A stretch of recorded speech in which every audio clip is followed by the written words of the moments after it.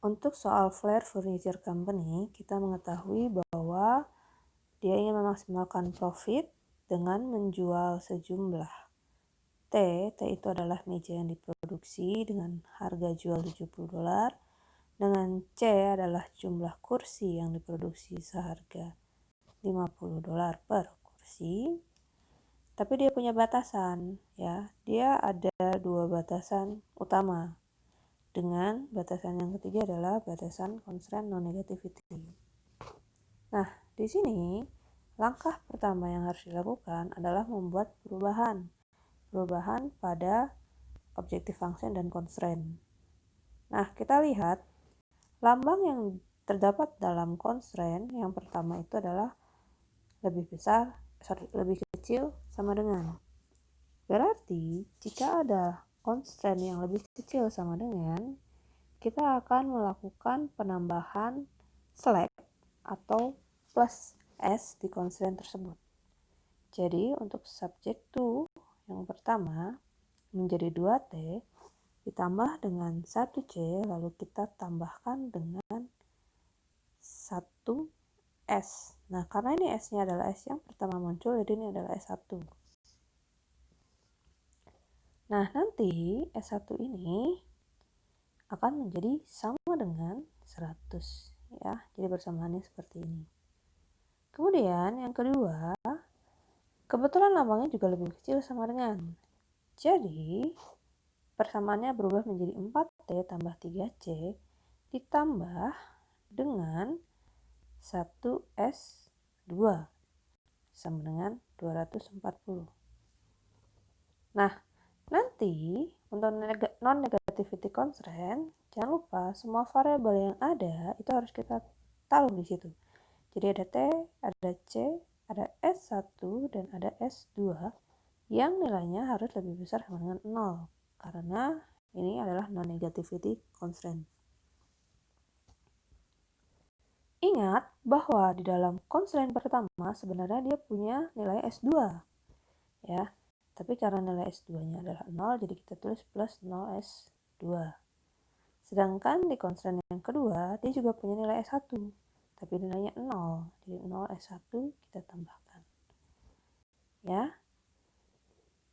Lalu, setelah kita mengubah di dalam subject to atau constraint-nya, kita harus mengubah di bagian objective function. Di dalam objective function, kita akan maksimasi profit. Ya. Sudah ada T dan C di sana, tinggal kita menambahkan S1 dan S2. Perlu diingat, di dalam maksimasi profit, atau pokoknya soal maksimasi, berarti yang harus kalian lakukan adalah kita menambahkan S, tapi kita negatifkan dengan MA.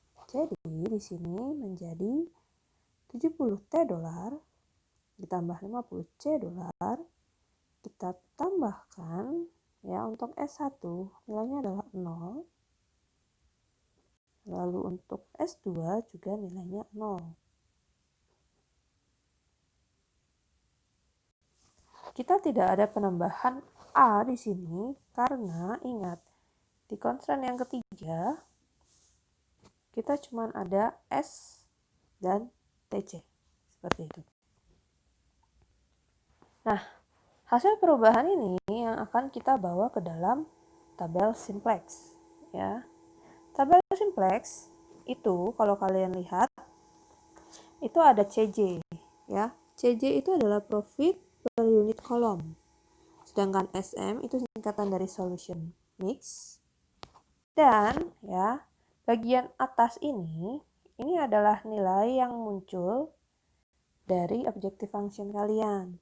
Jadi di sini ada T, ada C, tadi kita udah tambahkan S1 yang nilainya 0, dan ada juga S2 yang nilainya 0. Ya, seperti itu. Kemudian kita tinggal masukkan nilai yang kita dapat dari constraint. Untuk constraint yang pertama, kita tahu kita ada nilai 2T, jadi di sini berarti 2T, 1C, 1S1, 0S2. Dengan quantity itu adalah hasil dari sama dengan, yaitu sama dengan 100. Begitu pula dengan yang konstran yang kedua. Berarti kita ada 4T, 3C, 0S1, dan 1S2, di mana quantity adalah 240. Nah, jadi kalau kalian punya constraint-nya, misalnya ini kan contohnya ada 3 constraint, tapi satu constraint adalah non-negativity constraint. Berarti, kalian akan punya 2 kolom untuk constraint selain non-negativity constraint. Nah, kemudian yang kalian harus cari sekarang adalah SM, solution mix. Nah, solution mix ini kita akan menuliskan variabel yang pada baris tersebut nilai dia adalah sama dengan 1. Ya, variabel ini adalah variabel S atau A. Jadi kita cuma lihat yang S dan A. Untuk yang di baris pertama, berarti untuk variabel yang bernilai 1 untuk S dan A itu adalah S1. Jadi kita tuliskan S ini adalah S1. Sedangkan untuk baris berikutnya itu adalah S2. Ya, karena nilai S2 itu adalah 1. Sedangkan S1 adalah 0. Oke. Lalu kita lihat S1 itu nilai pada saat di objected function itu nilai berapa? Itu adalah $0. Berarti kita tuliskan di sini adalah $0 dan S2 juga sama $0. Seperti itu. Oke. Saya hapus dulu karena takut nanti butuh untuk berikutnya. Oke, saya lanjutkan. Nah, setelah ini kita akan menghitung. Ya, kita akan menghitung nilai ZZ. Nah, cara menghitungnya gimana? Nilai ZZ itu cara ngitungnya adalah nilai pada baris tersebut. Oke, kita kalikan dengan nilai pada CJ baris tersebut. Jadi maksudnya gimana? Berarti yang pertama untuk di kolom T kita akan membuat penjumlahan dari 2. Kita kalikan dengan 0, ya, $0. Ini kan berarti sama dengan 0 ya. Ditambahkan dengan 4 dikalikan $0. Jadi ini nilai 0. Jadi secara tidak langsung sebenarnya nilai ZZ pada kolom T itu adalah $0. Ya. Begitu pula dengan yang di kolom C. Berarti kita akan membuat dia adalah 1 dikalikan dengan $0. Kita jumlahkan dengan 3 kalikan dengan $0. Ya, berarti 1 kali $0, 0 ditambah 3 kali 0 berarti 0. Ya, berarti di sini secara tidak langsung nilainya adalah 0. Lalu untuk yang S1, S2 juga demikian. Berarti S1-nya 1 kali 0 ya 0, ditambah 0 kali 0 ya 0. Ini juga adalah 0. Begitu pula dengan yang S2. Ini adalah 0. Nah, lihat di quantity juga sama. Jadi kita harus nilai quantity juga dilihat. Oke. 100 kita kalikan dengan 0, berarti 0. 240 kali 0 juga 0. Berarti 0 ditambah 0 juga adalah 0. Berarti saat ini jika kalian di awal kalian akan mendapatkan profit ya, itu adalah total profitnya adalah 0. Seperti itu. Lalu langkah berikutnya yang harus kalian lakukan adalah mengurangkan nilai CJ dikurangi dengan ZZ. Jadi ada di sini. Di awal sudah lihat ya nilai CJ itu yang di sini, yang di atas. Sorry biar kelihatan, saya kasih warna yang berbeda. Ini adalah nilai CJ untuk masing-masing kolom. Berarti sebenarnya ini adalah 70. Ya. CJ-nya 70 kita kurangi dengan ZC 0. Berarti nilai dia adalah 70. Yang di kolom C berarti ini adalah 50, kita kurangi 0, jadi di sini adalah 50. Ya, kalau yang di S1 dia adalah 0 kurang 0, jadi langsung tulis saja 0. Untuk S2 juga 0 kurangin 0, berarti di sini adalah 0.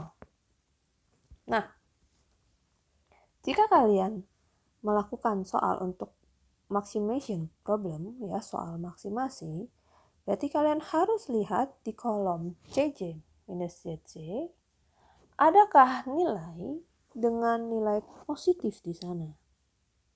Ya, jika masih ada, berarti solusinya itu belum optimal. Jadi, langkah selanjutnya adalah kita lihat nilai positif yang terbesar. Ya, tadi kita sudah dapatkan nilai 70, 50, 0, dan 0. Positif terbesar ternyata adalah di 70. Berarti kita akan katakan bahwa kolom T itu adalah kolom pivot. Pivot kolom.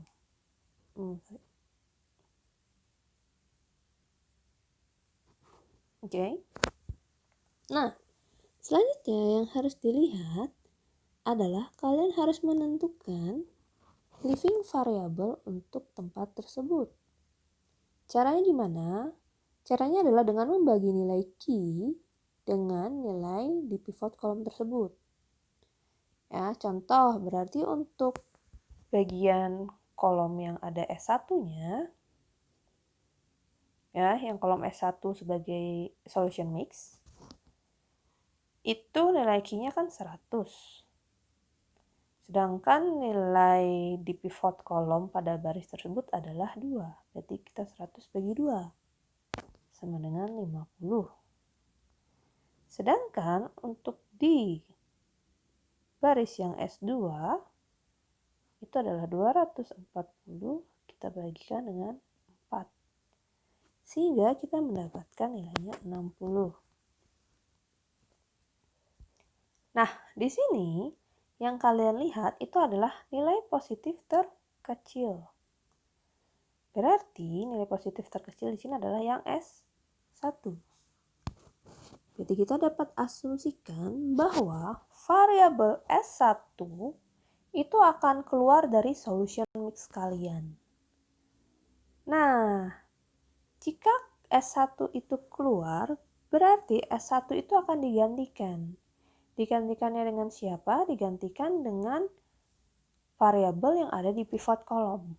Berarti dalam hal ini dia akan diganti dengan variabel T. Nah, langkah berikutnya berarti kalian sudah tahu. Yang akan menjadi pivot row itu adalah yang di S1. Karena tadi living variabelnya adalah S1. Oke. Ya, jadi angka 2 yang kebetulan kena di kolom dan kena di row itu adalah pivot number. Nah, apa gunanya? Pivot number ini akan memberikan nilai baru untuk baris tersebut. Jadi, kalau kita mau menuliskan di tabel simplex yang baru, kita akan menuliskan seperti ini. Sebentar. Oke. Di sini solution mixnya T. Tadi saya sudah sebutkan S1 akan digantikan dengan T. Kemudian nilai di baris tersebut caranya gimana? Nilai yang dulu 2, 1, 1, 0, 100 itu kalian bagikan dengan nilai yang ada di pivot number. Berarti di sini akan jadi 2 bagi 2 yaitu 1. 1 bagi 2 adalah 0,5. 1 bagi 2 lagi 0,5. Kemudian 0 dibagikan 2, nilainya tetap 0. Dengan kuantitinya tadinya 100, 100 kita bagi 2 jadi 50. Ya. Ingat, nilai CJ di sini, ya kita lihat, dia kan T. T itu berarti nilainya di atas, di objective function adalah 70. Berarti di sini kita tulis 70. Seperti itu. Lalu, langkah berikutnya yang dilakukan adalah kita harus tahu nilai terbaru untuk baris yang berikutnya. Baris berikutnya ini masih sama, masih dipegang oleh si S2. S2 ini kan tidak keluar dari, istilahnya bukan living variable. Jadi kita akan tetap tulis di sini adalah S2. Dengan nilai CJ-nya masih sama yaitu 0. Nah, yang berubah adalah nilai dari baris S2 tersebut. Tidak mungkin sama dengan sebelumnya. Gimana cara menghitung nilai barunya? Caranya adalah kita lihat, ya, nilai yang di baris sebelumnya 4, 3, 0, 1, 2, 40 kita tuliskan kembali di perhitungan. Ya, ini. Jadi nilai lama, ya, kita tuliskan di sini tadi ada nilai 4, 3, 0, 1, dan 2, 40. Ingat, nilai di sini itu harus berurutan, ya, benar-benar sesuai dengan aturan baris dan kolom yang ada di tabel ini tadi. 4, 3, 0, biar kelihatan ya sama kalian. Ya, di sini ada 4, 3, 0, 1, 2, 40. Istilahnya kalian copy, paste, tapi di transpose. Diubah urutannya jadi seperti ini. Oke. Lalu nilai itu akan kita kurangkan. Ya. Kurangkannya dengan apa? Ya, sebentar. Kita kurangkan dengan pengalian. Ya, ingat di sini kalian harus melakukan pengalian terlebih dahulu. Ya, pengalian pertama adalah nilai di pivot kolom. Nilai di pivot kolom itu maksudnya apa? Nilai di pivot kolom kalian itu berarti kalian harus lihat di S2 tadi. Ini kan S2. S2 tadi, nilai yang masuk di dalam pivot kolom itu berapa? Ya. Ini kan pivot kolom. Berarti di sini adalah nilainya 4. Berarti nilai 4 itu akan kita tulis di sini.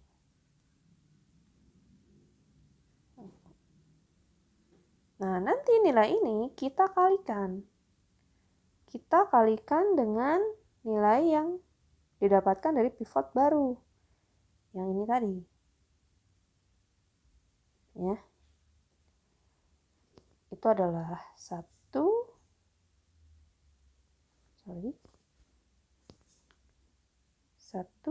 0,5,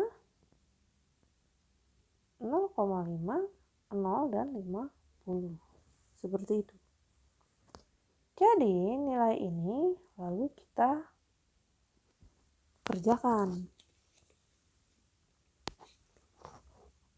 Setelah kita hitung-hitung, ternyata ya ini kan 4 kali 1 adalah 4.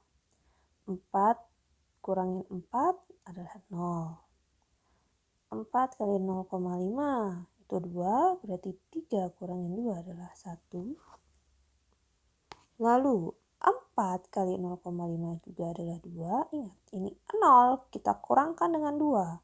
Berarti negatif 2. Lalu 4 kali 0 itu 0. Jadi kalau 1 dikurangin 0 adalah 1. Lalu di sini adalah 4 kali 50 itu adalah 20.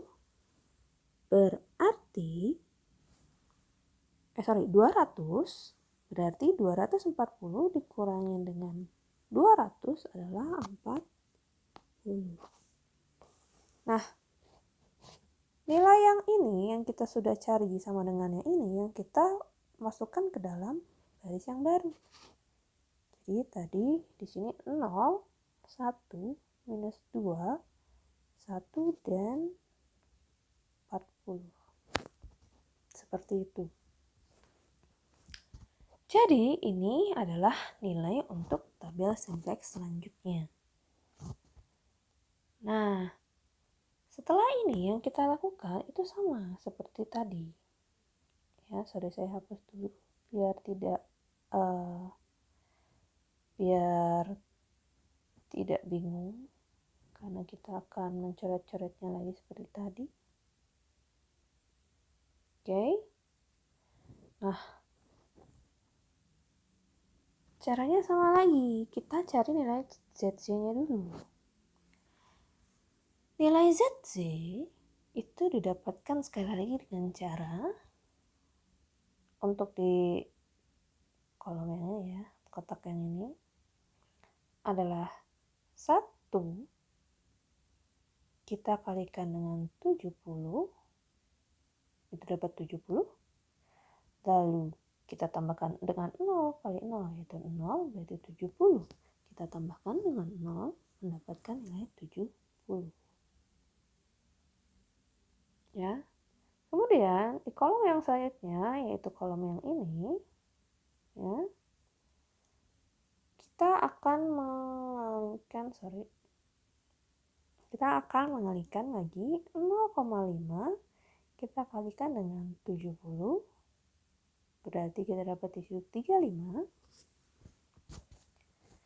Lalu kita tambahkan dengan 1 kali 0, yaitu 0. Berarti nilai di kotak ini adalah 35. Begitu pula dengan yang selanjutnya.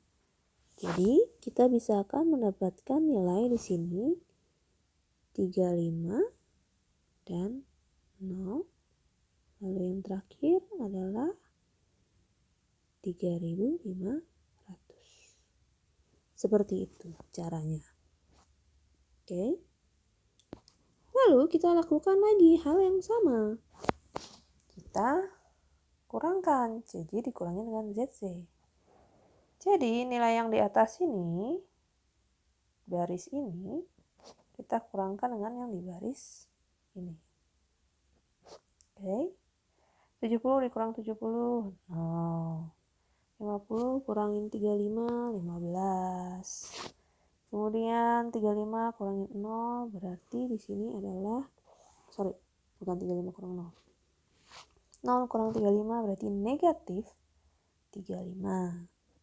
Lalu 0 kurangin 0 berarti di sini 0. Nah, sama kita lihat lagi. Di CJ minus ZC ini masih ada nggak nilainya yang positif? Ya, untuk nilai 0 itu dianggap tidak positif ya, karena 0 itu netral. Positif itu kayak 1, 2, 3, dan seterusnya. Nah, terlihat di sini masih ada kan nilai 15. Berarti yang kalian harus lakukan sama kembali ke awal, yaitu tentukan pivot kolom, terus tentukan living variable kalian.